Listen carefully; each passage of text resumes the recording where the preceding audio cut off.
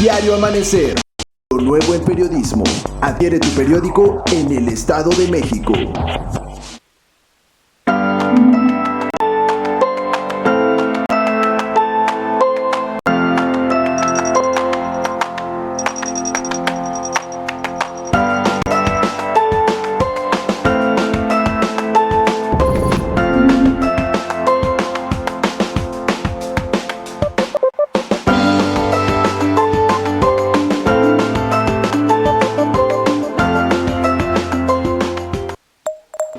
Uno más uno, periodismo crítico y veraz. Adquiérelo en tu puesto de periódicos, brindándote información día con día. Uno más uno, periodismo crítico y veraz.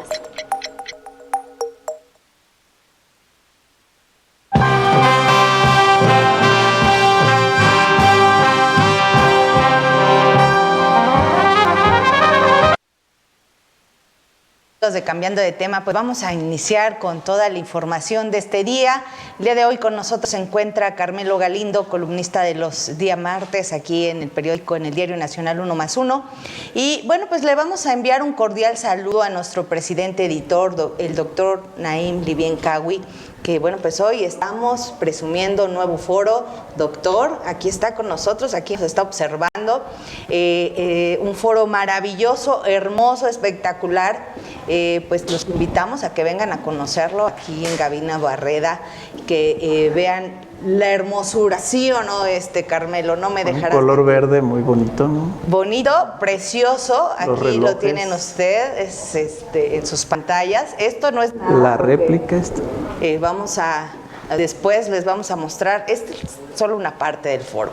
Después les vamos a mostrar la otra parte. De verdad se van a quedar con el ojo cuadrado. Está hermoso. Y bueno, Carmelo, pues muchos temas el día de hoy, bastantes temas. Hoy un invitado muy especial, el antropólogo Gustavo Cabrera, quien es pues embajador en Nicaragua, que no ha sido fácil esta labor que desempeña él en este país. Bueno, pues el tema de tu columna, por supuesto, el día de hoy. Posiblemente estará con nosotros también la doctora Karina Rocha, quien nos va a dar toda la información y los pormenores de los acontecimientos más importantes en el Estado de México. Y bueno, pues vamos con una pausa y regresamos, por supuesto, para dar inicio a toda la información de este día.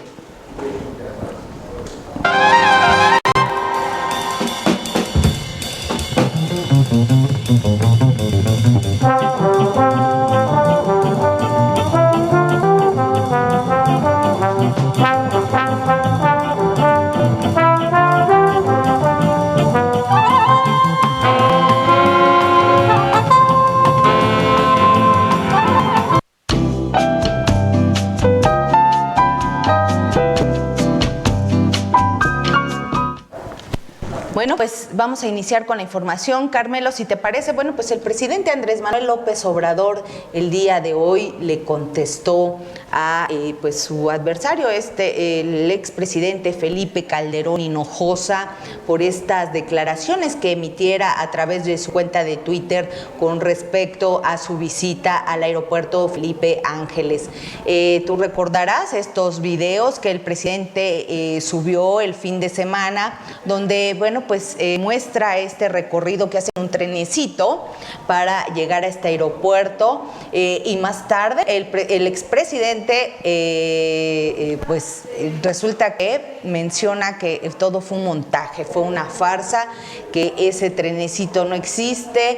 Bueno, se desató toda una polémica en los medios de comunicación, en las redes sociales, y hoy el presidente Andrés Manuel López Obrador responde y pues defiende también a su colaboradora Elizabeth García Vilchis, quien pues fue mencionada en este Twitter de Felipe Calderón, donde, bueno, pues no solo habla de su persona, le dice que no sabe leer, y pues el presidente hoy salió a defenderla y dijo que la señorita no dice mentiras, no es mentirosa.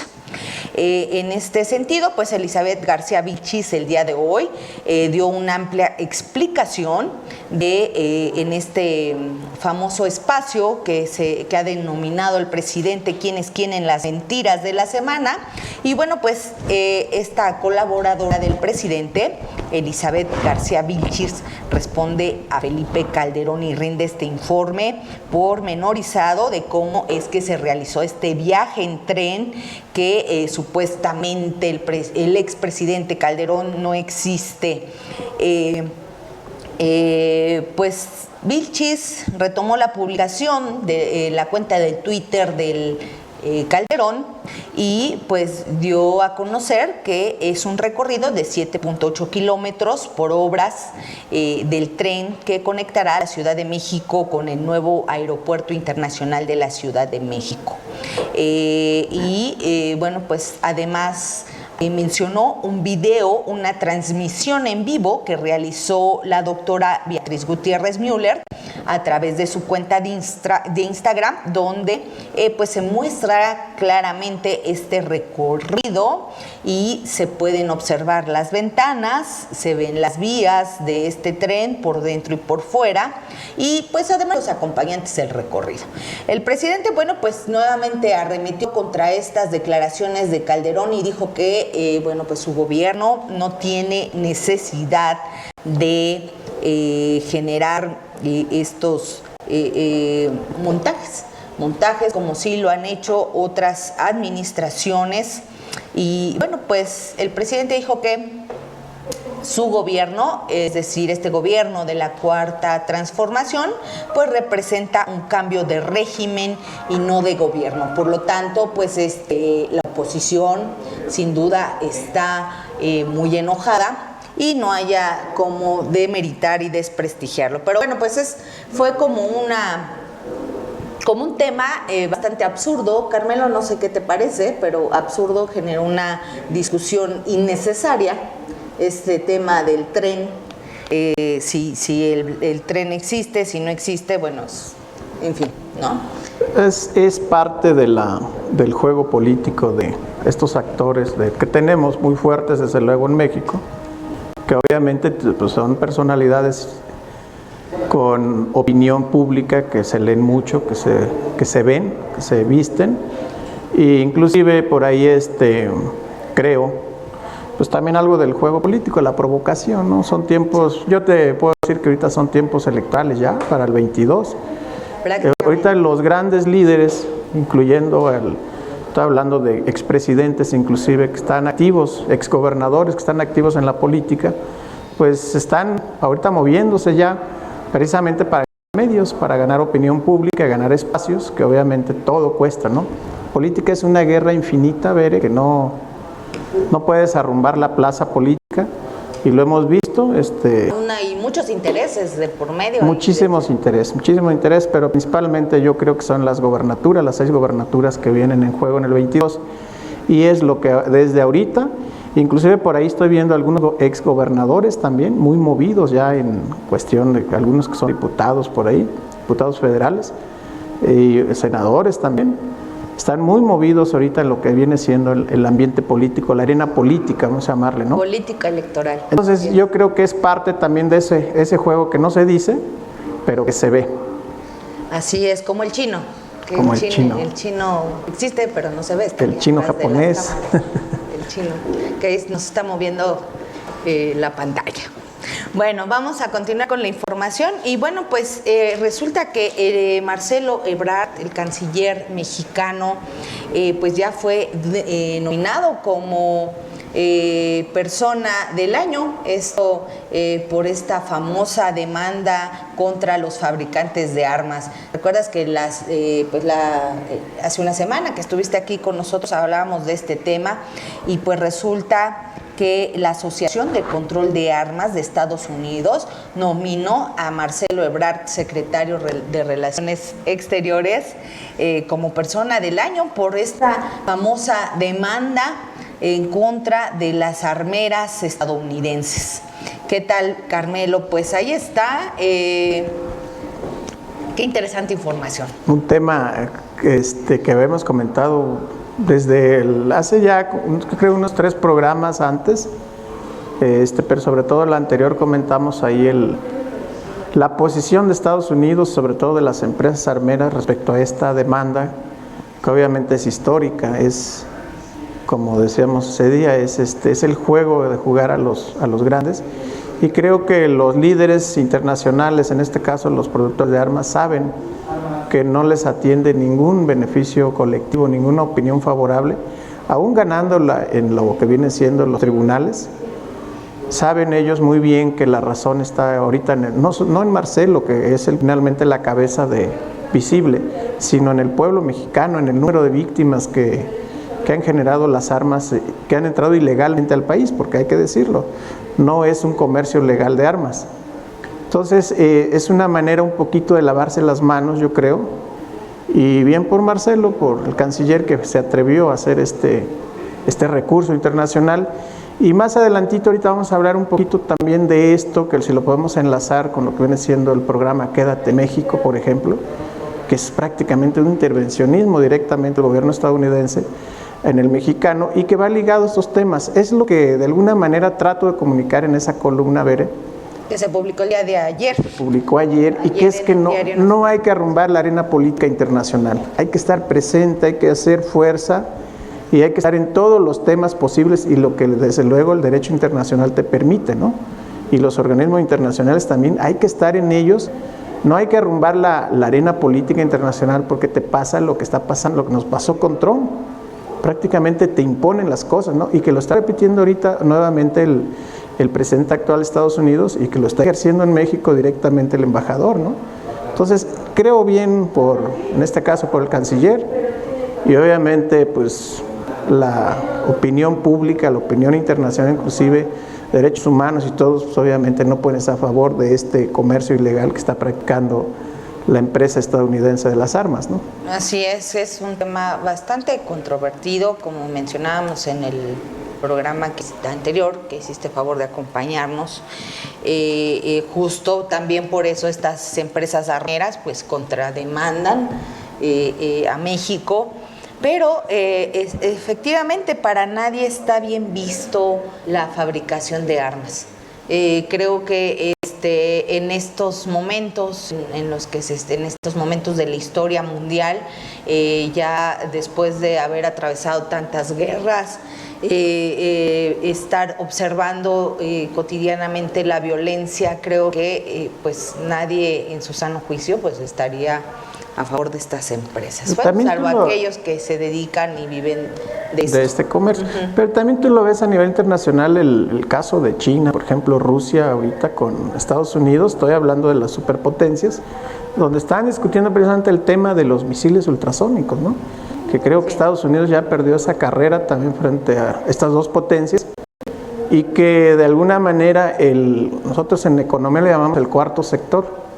El cuarto sector de la economía es la guerra precisamente, ¿no? Y es la que más deja, en términos económicos vamos a hablar, es la que puede destruir lo que viene siendo los activos económicos y renovar el ciclo económico, ¿no? Entonces el cuarto sector presente a nivel internacional y qué bueno que México de alguna manera, aunque sea la defensiva, ya le entró, aunque sea a volver legal, ¿no? Así es, Carmelo. Bueno, pues vamos a ver, platícanos cómo es que pues de tu columna de este martes. Bueno, este martes tocamos un tema muy complejo, delicado, espinoso, vamos a llamarle, porque confluyen muchos intereses, ¿no? Intereses económicos, sociales, políticos, internacionales, pero sobre todo derechos humanos, ¿no? Estamos hablando de lo que viene siendo el programa Quédate en México, que desde el 2019 lanzó Trump y que al llegar Biden quiso desaparecerlo, pero debido a unas demandas que presentó el sur de Estados Unidos, pues la Suprema Corte ordena reactivarlo. ¿Cuál es el truco aquí o el fondo del tema? El problema es que es la Suprema Corte de Estados Unidos que está dictando que obviamente se reactive el programa de Quédate en México, pero la pregunta es ¿por qué en México, no? O sea, está pidiendo, el fondo es el asilo que están pidiendo lo que vienen siendo los migrantes internacionales, pero sabemos que el asilo lleva todo un reglamento internacional, todo un protocolo que se debe cumplir. Estás hablando que a México entran aproximadamente 10,000 indocumentados, más o menos promedio por mes. Entonces estás hablando de un mundo de gente que está entrando a México y que por ahí yo le llamo que es una invasión social previamente acordada o previamente solapada, no sé qué adjetivo ponerle, pero desde luego está implícita la política de Estados Unidos, ¿no? ¿Cuál es el fondo del problema que creo que en este caso compete a México? México no puede ser el segundo o tercer país seguro, como lo dice Estados Unidos, porque no cumple la norma, lo que te exige el Tratado Internacional de Ginebra del 51, donde precisamente es que cuando tú como país que recibe la petición de solicitud de asilo no puedas otorgarla, por alguna razón propones un segundo país, en este caso Estados Unidos propone a México, pero este país debiera, de acuerdo al Alto Comisionado de las Naciones Unidas, debiera garantizar ciertas condiciones, que en este caso es vivienda, empleo, salud, educación y sobre todo una, que es la que tú comentaste hace un rato, que no tenemos, seguridad, ¿no?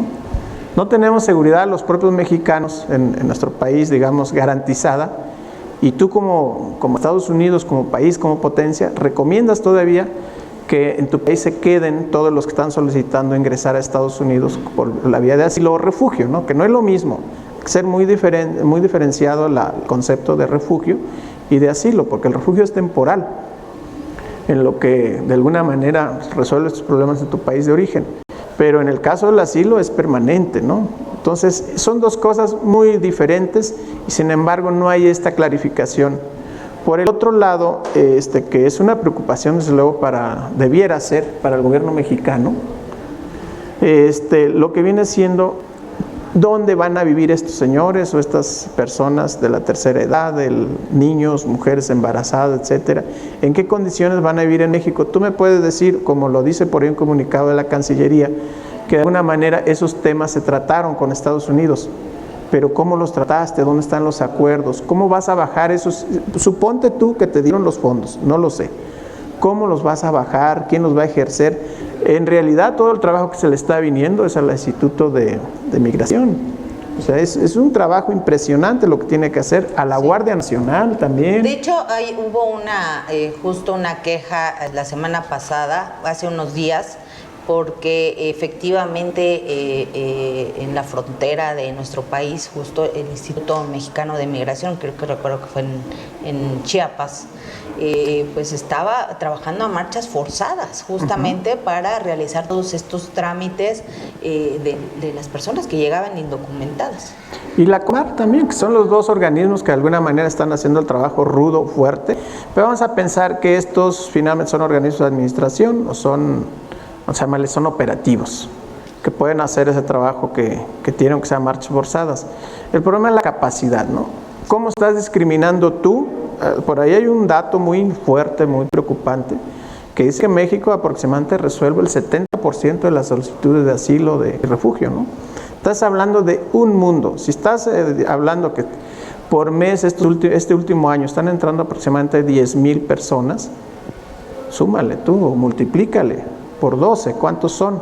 120. Yo estoy sacando la cifra menor, la más castigada, porque el promedio es mucho más alto, ¿no? Sobre todo estos últimos años. Estos números no son nuevos, no lo quieren hacer aparecer nosotros que son nuevos, no es cierto. Estos números ya se dieron en 2014, 2015. Sí. Inclusive fueron récords esos años. No es nuevo este conflicto de migración, es potente y lleva mucho tiempo. Pero aquí está la gran pregunta que por ahí tocamos en la columna y lo dejamos abierto precisamente para no entrar tanto en conflicto. ¿Dónde están los acuerdos que se hayan hecho, donde intervenga obviamente el Senado, porque finalmente es un tratado internacional con un país extranjero y desde luego estás tratando con seres humanos, estás tratando con personas, estás tratando con niños? Un dato preocupante ahí es el sentido discriminatorio que está aplicando Estados Unidos todavía, inclusive a pesar de que digan que hay un acuerdo con México, donde está excluyendo precisamente mujeres embarazadas, personas con capacidades diferentes y sobre todo de los movimientos sexuales adversos, ¿no? Entonces tú estás aceptando una condición, vamos a decirlo, de discriminación de un gobierno extranjero, ¿no? Eso es algo sumamente serio, ¿no? Que debiera estarlo protestando desde luego derechos humanos, pero sobre todo las dos comisiones de Relaciones Exteriores del Congreso de la Unión, tanto la del Senado como la de Diputados, y es donde no se escucha ni pío, ¿no? Yo entiendo, el gobierno federal tiene que trabajar con lo que puede, ¿no? Pero los otros poderes y la oposición, esta oposición responsable de la que hemos hablado mucho, que está metida en temas que prácticamente parecen no aportarle al país, que son temas de una discusión política infértil, esto sí pudiera aportarle mucho al país, ¿no? Y pudieran poner sobre todo a sus homólogos en Estados Unidos, sus compañeros de partidos, etcétera, pueden generar opiniones que enriquecieran este debate a nivel internacional, sobre todo que coadyuvaran a México. México está echando un problemón encima que puede poner en riesgo la hegemonía de México en los próximos 10 años. O sea, es un tema muy serio y que pocos le entran, y sobre todo hablando de los analistas políticos, analistas económicos también. ¿Por qué? Porque de alguna manera temen que el gobierno sea parte de este proyecto internacional, cuando vemos que viene desde mucho atrás este flujo migratorio internacional, ¿no? Entonces es un negocio. Ahora voy a poner un tema que no toqué en la columna, pero que finalmente es el que uno se debe preguntar. ¿Quiénes están ganando con estos movimientos internacionales que son obviamente ilegales y que son presionados por las crisis económicas, crisis de violencia, crisis política, lo que tú quieras, que es el fondo? Menos, yo creo que son los menos, los que realmente vienen por conflictos de asilo político, como está definido ya, que el asilo es estrictamente político desde la Revolución Francesa, ¿no? Entonces no puede ser que ahora te digan que tienes 100,000 parados en la frontera que quieren entrar por problemas políticos. Eso no es creíble. Más bien es una estrategia que están usando las redes, en este caso de migración ilegal, que lo están usando a su favor, y con estos instrumentos permitidos están tratando de forzar las economías centrales. En este caso, México es el antepatio, o es el patio tras Estados Unidos, y es el que está recibiendo la mayor proporción de población, y que aquí se va a quedar, no se va a ir a Estados Unidos. Por ahí un dato que Trump soltó en el 2019, donde solamente van a aceptar alrededor de 70,000. O sea, imagínate la diferencia, dónde se va a quedar. La otra, que te están usando las fronteras del norte, te van a regresar, y desde el 6 empezó, te están regresando por 6 puntos fronterizos los que ya estaban en Estados Unidos. Entonces ahora se tienen que regresar a México. Y el otro gran problema, el tiempo, que la Cancillería lo negoció súper mal, porque ¿cómo es posible que te voy a resolver en 6 meses? Ese es, porque ahí dice trataré de resolver en el comunicado. Nunca dice se comprometieron a resolver en 180 días. Dice nada más tratarán. Ya con esa palabra tratarán pueden pasar 8 o 10 meses. Lo trataron, finalmente no pudieron. Entonces el concreto, la zona norte del país, una vez que reciba toda esta migración que se va a regresar a Estados Unidos, va a tener o va a aumentar el problema de inseguridad, como ya lo estamos viendo ahorita en el sur, en la frontera con México y Guatemala, ¿no? Así es. Pues mira, tenemos aquí en unos momentos más al embajador Nicaragua, justamente, para que nos platique un poquito pues estas problemáticas que están viviendo nuestros vecinos en Sudamérica, cómo impactan a nuestro país, porque algo que ha dicho el presidente Andrés Manuel López Obrador, y que ha sido muy reiterativo incluso en estos organismos internacionales, es pues el tema de la inversión. De la inversión en programas sociales que de alguna manera generen que disminuya este impacto en la pobreza y que que frene la migración en estos países de Sudamérica. Sí, son 3 prácticamente los países que están generando este flujo migratorio, que es prácticamente Honduras, Haití, desde luego, fíjate, Haití. Obviamente se entiende Haití cómo está viviendo este problema. Sí, porque es un tema, son panoramas políticos, sociales, económicos, es como una combinación de muchas cosas que generan que justamente nuestros vecinos del sur pues, no tengan condiciones aptas para continuar en sus países, no haya posibilidades de que puedan salir adelante, y por eso es que piensan de inmediato en este tema de migrar, de ir, de buscar una mejor calidad de vida y por supuesto pues todo sería hacia el norte. Y además ahí tú tienes, históricamente Estados Unidos ha usado nuestro continente, ¿no? Le ha extraído su riqueza, le ha extraído todo lo que viene siendo su producción, también de intelectuales, también los ha jalado. Es una política empobrecedora que ha aplicado el imperio desde hace muchos años, décadas, hacia América Latina, y ahí están las consecuencias ahorita. También sus agencias de investigación, sus agencias de intervención que tiene, como la CIA, la DEA, etcétera, llegan a un país, empiezan a investigar o a hacer sus propios trabajos, vamos a llamarle, que son parte de su gobierno, de su seguridad nacional, que ellos le llaman, y terminan generando un caos, por ejemplo, en Haití, ¿no? Todo, por ahí están las notas que no están comprobadas, obviamente, ni se comprobarán porque no les conviene, ¿no? En su momento también Nicaragua, el tema que se generó en Nicaragua, etcétera, ¿no? Entonces son problemas históricos, no son de ahora.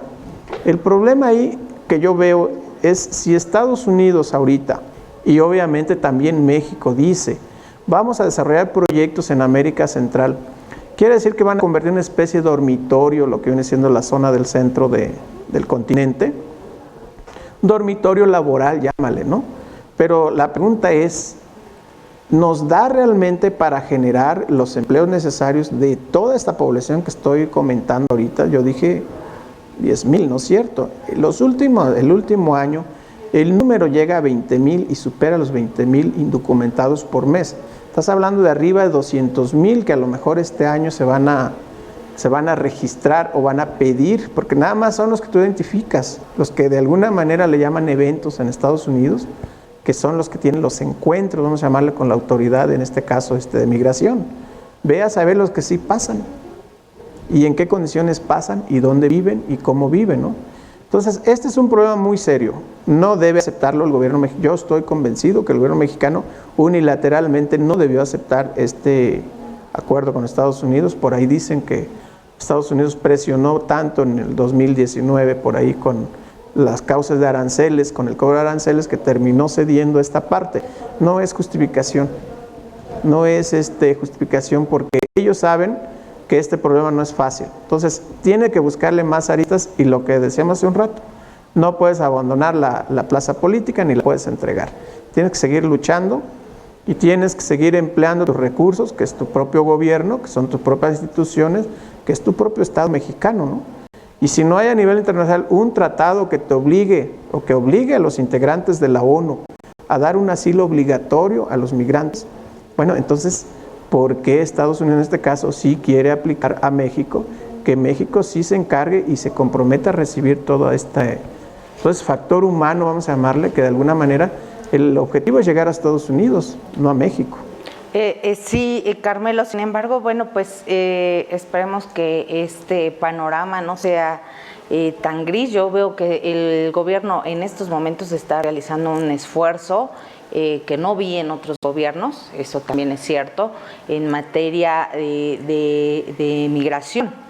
Sí hay un esfuerzo importante. Creo que con estas propuestas que ha hecho, y además nadie se ha parado tan firmemente como lo ha hecho el presidente Andrés Manuel López Obrador ante estos organismos internacionales para pues decirles que es necesaria la inversión en el desarrollo social, en las comunidades, en generar estos equilibrios, todo esto que finalmente incluso proponer a nivel internacional, generar un fondo para, a través de las Naciones Unidas, para ayudar a apoyar a los países más pobres. Creo que México puede hacer muchas cosas por sus vecinos del sur. Y yo agregaría otra cosa ahí. Pedirle también, así como Marcelo puede decirlo con esta demanda, pedirle también al imperio, en este caso Estados Unidos, que frene sus políticas de extracción de la riqueza latinoamericana. No puedes tú, por ejemplo, en minería, se llevan todo, en recursos naturales como petróleo, también energéticos, se están extrayendo toda la riqueza, vamos a llamarle, y te están dejando los puros problemas. Y no estoy hablando solo de problemas económicos, problemas ambientales y problemas muy serios en salud por contaminación.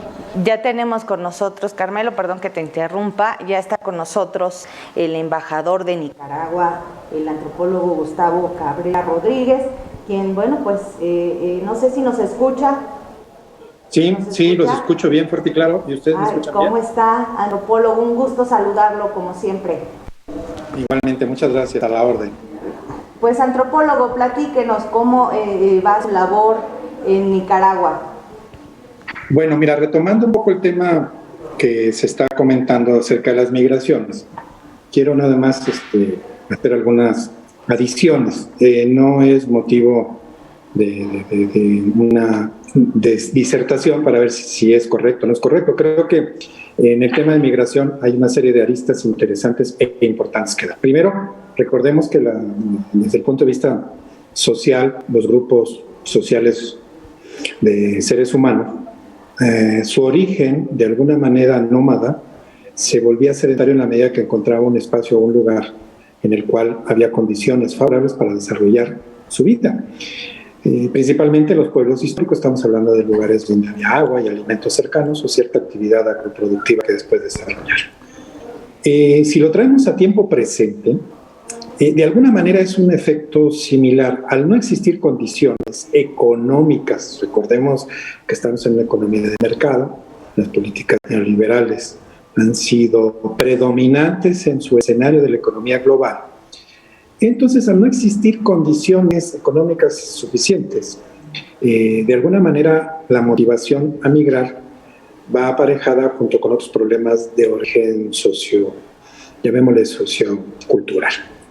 La región centroamericana, primero de los países del Triángulo del Norte, que sería Guatemala, Honduras y El Salvador, posteriormente Nicaragua, Costa Rica y Panamá, como parte de un segmento territorial al cual conocemos como Centroamérica y denominamos como tal, pero de alguna manera la región, ese es un tema interesante que me gustaría precisar. Somos una región, independientemente de las unidades territoriales y de las demarcaciones de los países, cultural y socialmente somos una región, muchos nombres de poblados similares, comidas parecidas, similares. O sea, hay un efecto sociocultural que nos identifica como zona, como región. Tal vez conforme se va acercando uno más hacia el sur de Centroamérica, podrían ser para Costa Rica y Panamá, se van perdiendo un poco más de esos valores, pero hasta Nicaragua podríamos decir que es el límite inferior geográfico con similitudes socioculturales y llamémosle de identidad de región.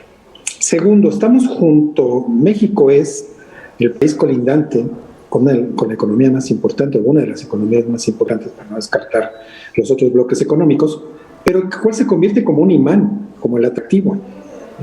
Como escuchaba yo en la intervención anterior, el escenario centroamericano se ha convertido en un proceso natural de migración hacia el norte. El fenómeno actual es que se generan migraciones transcontinentales.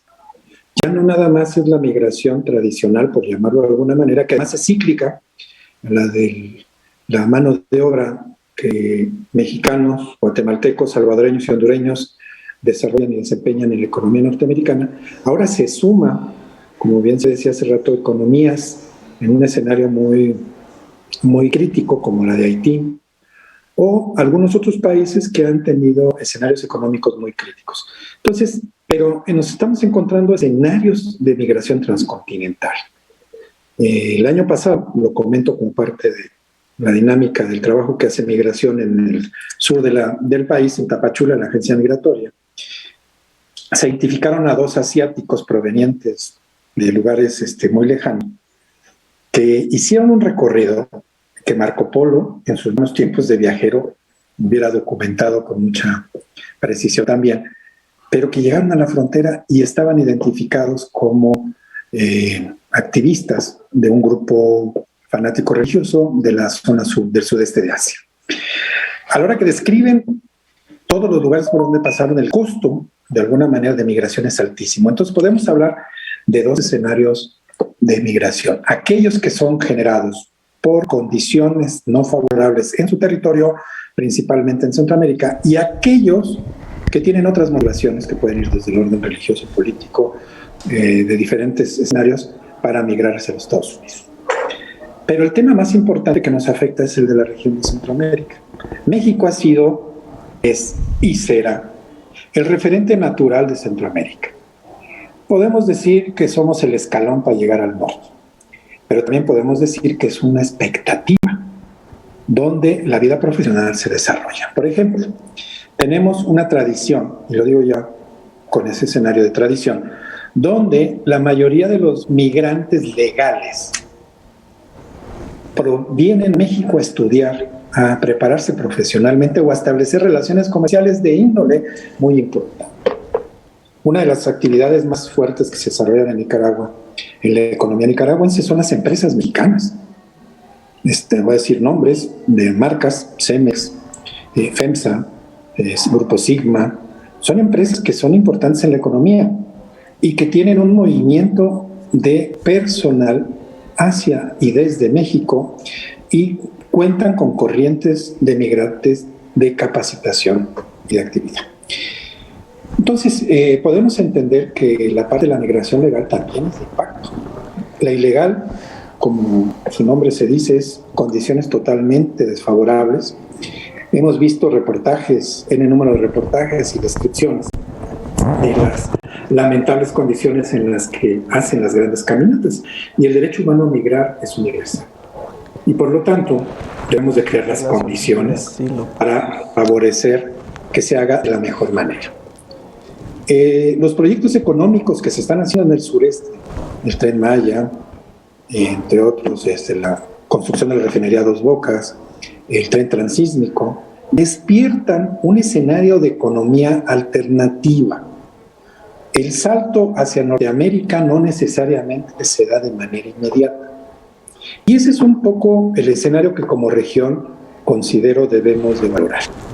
México tiene las mismas costumbres y el mismo idioma, y por lo tanto hay situaciones que pueden favorecer a que su estancia genere habitación favorable y que en algunos casos se puedan quedar de residentes. Quiero decir que, por ejemplo, la zona de Soconusco de Chiapas está poblada de migrantes guatemaltecos que huyeron de la dictadura de los años 80 y que ahora son mexicanos, bueno, no ahora, sino ya tienen muchos años con mexicanos que tienen actividades económicas respetables y que de alguna manera forman parte de la sociedad mexicana. Entonces, ese concepto de migrante ilegal tenemos que entenderlo como un proceso de transición. ¿Que hay que hacerlo ordenado? Claro. ¿Que hay que generar condiciones? También. Y parte de lo que se ha estado buscando con Estados Unidos es que los costos de operación del servicio de migración norteamericano, desde los que están trabajando en la frontera, detienen, una vez que los detienen, los mantienen, en el mejor de los casos, en lugares, en prisiones administrativas, como le llaman ellos, y luego los regresan a sus países, y tiene un costo para el país norteamericano. Lo que buscamos es que ese costo no le genere a Estados Unidos, a México, condiciones posteriores. ¿A qué me refiero con condiciones posteriores? Si ese recurso se puede invertir o se debe de invertir en los países donde mayoritariamente se genera esta migración, se puede considerar que habrá mejores condiciones para evitar que la migración sea una decisión forzada y buscar que la decisión de migración ya no tenga de alguna manera el antecedente. Se habla de 4 grandes categorías que motivan la migración: económica, de seguridad, por las condiciones de violencia y de escenarios de la delincuencia organizada que hay en muchos de los países de Centroamérica, Sudamérica y en el mundo. La tercera, por razones personales y de aspiraciones. Y la cuarta, porque no hay de otro para esa gente. Entonces, creo que el buscar que lo que se gasta en repatriar pudiera invertirse para generar condiciones de una economía sustentable y una economía de mejores condiciones de aprovechamiento y explotación sustentable o sostenible, como dicen algunos, ayudaría mucho más a evitar que la migración fuera forzada y que los ciclos naturales de migración que son generados por las condiciones climatológicas en el norte del continente, ya sea Estados Unidos y Canadá, hace que el invierno mueva a su mano de obra a recurrir a sus lugares de origen. Y es febrero-marzo, finales de enero y febrero-marzo, donde cíclicamente se generan las condiciones para la existencia de estas grandes caravanas que ahora se han documentado de manera más precisa y casi en línea. Entonces, yo lo que quiero decir es un poco la preocupación del presidente López Obrador y del secretario el canciller Marcelo Ebrard es: busquemos las coincidencias y no nos desgastemos en las diferencias. Y las coincidencias es que queremos generar mejores condiciones de vida. Y centrémonos ahí y busquemos que en el origen se pueda generar una mejor condición de vida. ¿Qué mejor tener derecho a vivir establemente en el lugar de origen y no buscar en un sueño, que a veces se convierte en pesadilla para algunas gentes, el migrar al tratar de buscarlo a otro país? Ese sería un poco el comentario de inicio. Sí, antropólogo, aquí algo que me llamó la atención que mencionó, el vernos genera esta visión de región, que pues a través de la historia se ha buscado que América Latina no seamos vistos como justo con un tema de discriminación, sino que haya, digamos que una unión. Y entonces esta visión regional de la que usted habla y hablar de estos proyectos que está generando México en el sureste del país, y además con esto, antes de esta entrevista platicábamos de esta Agencia Espacial Latinoamericana. A ver, platíquenos. Sí, uno de los grandes temas que dentro de las sociedades modernas se da es esta desigualdad, estas diferencias estructurales entre un país y otro, y en una región y en un continente. Entonces, bajo el precepto o el principio de buscar que las coincidencias nos unan y nos hagan trabajar en común, el tema aeroespacial es un tema que nos puede ayudar a mejorar tecnológicamente mucho de la infraestructura. Cada vez que hablamos de la Agencia Latinoamericana Caribeña del Espacio, que se firmó el 16 de septiembre en el Castillo de Chapultepec por parte de muchos de los países del continente, la gente piensa que es para poder preparar a un astronauta. No, es cómo utilizar la tecnología y las condiciones aeroespaciales para poder facilitar y desarrollar infraestructura en nuestros países. Todos tenemos un celular de mejor calidad, de menor calidad, de mayor marca, de menor marca, lo que sea, pero la mayoría nos sirve para 5 o 6 cosas y no nada más para hablar por teléfono. Tomar fotografías, una videollamada, como lo estamos haciendo ahorita, en el número de cosas. Entonces, ¿qué es un poco lo que queremos? Homogeneizar, homologar condiciones tecnológicas a través de un acuerdo aeroespacial. ¿Por qué aeroespacial? Bueno, estamos hablando de la estratosfera, de un espacio que solamente hasta ahorita es utilizado por los satélites y que los países con alto desarrollo tecnológico, en su momento en la historia, en la carrera esta de los satélites, han desarrollado una tecnología muy sofisticada. No vamos a construir un satélite. ¿Por qué? Porque hay países, hay infraestructura que a eso se dedican. Pero sí nosotros tenemos un capital humano que desarrolla tecnología y que desarrolla mano de obra especializada. Por ejemplo, en Querétaro, en el estado de Querétaro, en los alrededores del Aeropuerto Internacional de Querétaro, hay un campo tecnológico de especialistas aeroespaciales, donde las principales marcas, o lo que podríamos decir, estas empresas que se han dedicado al desarrollo de las comunicaciones aeroespaciales, han encontrado la palabra en inglés le llaman hub, pero es un puerto, un multipuerto, que puede generar condiciones muy favorables para una economía local. Entonces, si empezamos a encontrar las coincidencias, que puede ser que algunos países tengan mano de obra calificada, otros países pueden tener materia prima, otros países pueden tener escenarios de infraestructura. Entonces tenemos que encontrar este común denominador entre todos los países donde cada quien que aporta. Y hay un ejemplo dentro de la ciencia y la tecnología que yo siempre utilizo y me permito presentarlo. el sincrotrón de Jordania. El sincrotrón es una máquina aceleradora de partículas. Tecnológicamente es algo de la ciencia muy sofisticado, pero la característica del sincrotrón de Jordania es que unificó a todos los países de la región de Medio Oriente, quienes se han distinguido y caracterizado por eternas diferencias territoriales, económicas y de guerra, en un punto en común: el desarrollo de la ciencia. Si ellos en Medio Oriente lo pudieron hacer a través de este esquema, ¿por qué nosotros no poder buscar una unificación a través de la Agencia Latinoamericana Caribeña del Espacio? Como una forma de utilizar el espacio para facilitar la comunicación y la tecnología. Y no pensar que las soberanías se registran territorialmente, sino que a nivel del espacio nos pueden generar condiciones diplomáticas de cooperación, de relación bilateral y multilateral.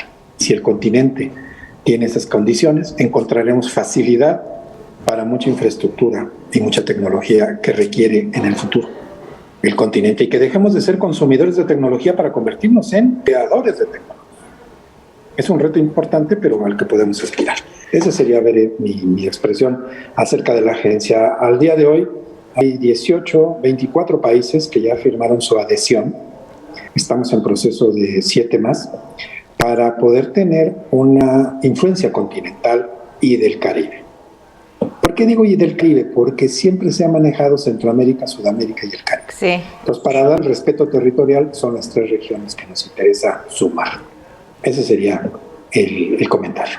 Pues qué interesante, de verdad que qué bueno que dé a conocer toda esta información. Muchas de ellas pues no está tan difundida, generalmente solo escuchamos en términos de migración, en términos de cuántos migrantes salen, pero esto que está haciendo en este momento el gobierno mexicano es de suma importancia seguramente para las próximas generaciones del Caribe.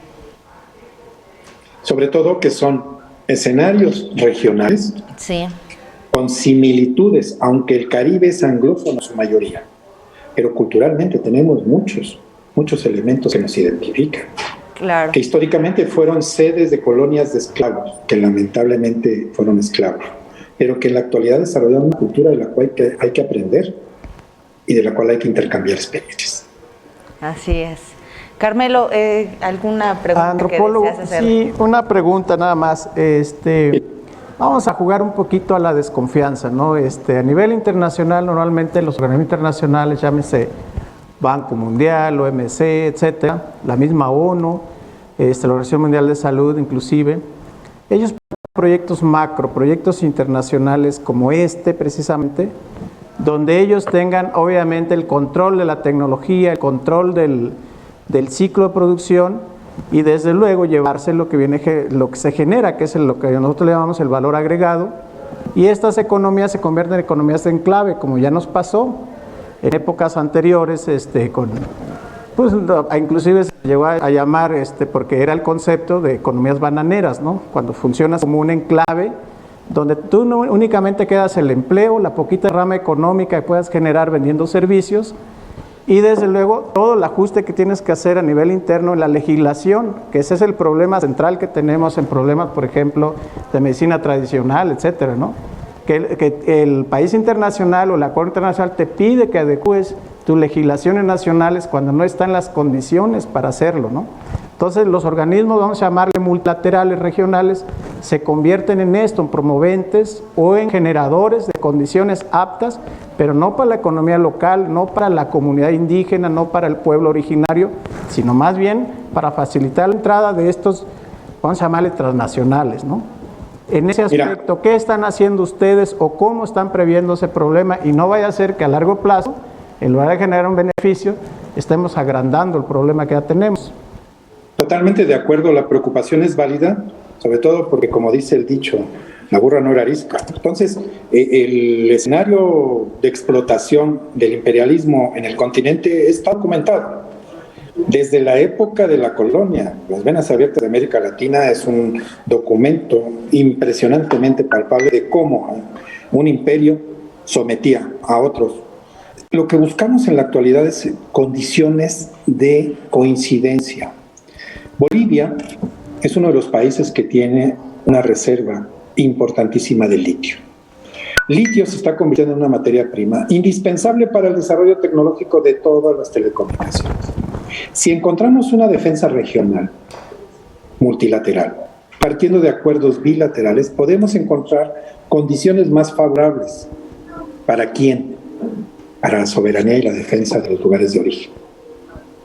Y ese es un poco el esfuerzo, hacia dónde vamos. Nada más puse el ejemplo de litio, pero hay N número de propuestas y de trabajos que si la agencia latinoamericana ayuda con su creación a coordinarnos, ayudaríamos mucho a una defensa colectiva.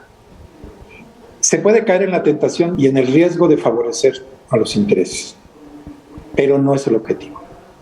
La defensa del escenario en el cual los pueblos originarios defienden sus tierras es el ejemplo natural.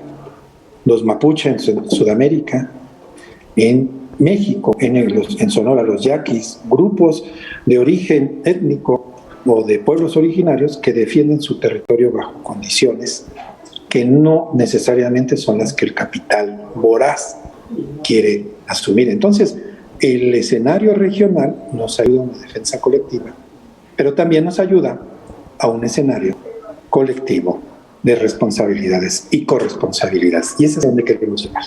La tentación está porque el capital no tiene nombre, por decirlo de alguna manera. Antropólogo, ya se nos acabó el tiempo, la verdad es que se nos fue como agua con esta entrevista, pues ojalá tenga tiempo en otra ocasión de igual platicar y conversar con nosotros sobre estos temas tan importantes para todos los mexicanos. ¿Y la experiencia? Claro que sí, con mucho gusto, yo estoy en la mejor disposición. Y además su experiencia electoral allá en Nicaragua, ya pasadas las elecciones, y pues vamos a estar en comunicación. Ojalá que en otra ocasión nos acompañe. Claro que sí, también está el tema de ayuda humanitaria y cooperación internacional, que es un tema muy importante y relevante porque de alguna manera hace un poco lo que me decía quien me hizo la pregunta, evitar el escenario del abuso imperial sobre un esquema de producción. Entonces, la cooperación internacional también tiene un matiz de cómo generar intercambios de experiencias bajo condiciones de igual a igual. Y ese es un tema también interesante y con buenas prácticas y prácticas exitosas en América Latina también. Antropólogo, muchísimas gracias nuevamente y pues nos vemos pronto por acá. Claro que sí, con mucho gusto, saludos a todos y muchas gracias. Gracias a usted. Y bueno, pues ya se nos fue el programa, nos despedimos, no sin antes, bueno, pues agradecer al doctor Naim Dibiencawi y a nuestra directora general, la doctora Karina Rocha Priego, pues que estemos aquí con ustedes y pues nuevamente presumirles este maravilloso foro, quedó a todo de dar, a todas luces. Y bueno, pues los invitamos a que vengan a conocerlo y bueno, pues no se pierda el programa todos los días de lunes a viernes de 2:30 a 3:30. Coméntenos a través de las cuentas de Twitter, Facebook, Instagram y bueno, pues consulte la información que se actualiza constantemente a través de la página web de 1+1 MX. Carmelo, ¿algo que quieras agregar? No, al contrario, felicitarlo nada más por este espacio tan bonito. Que Dios lo multiplique. Así es, así es. Gracias. Bueno, pues muchas gracias. Gracias a la producción Tania, Israel, el Chino. Buenas tardes, buen provecho.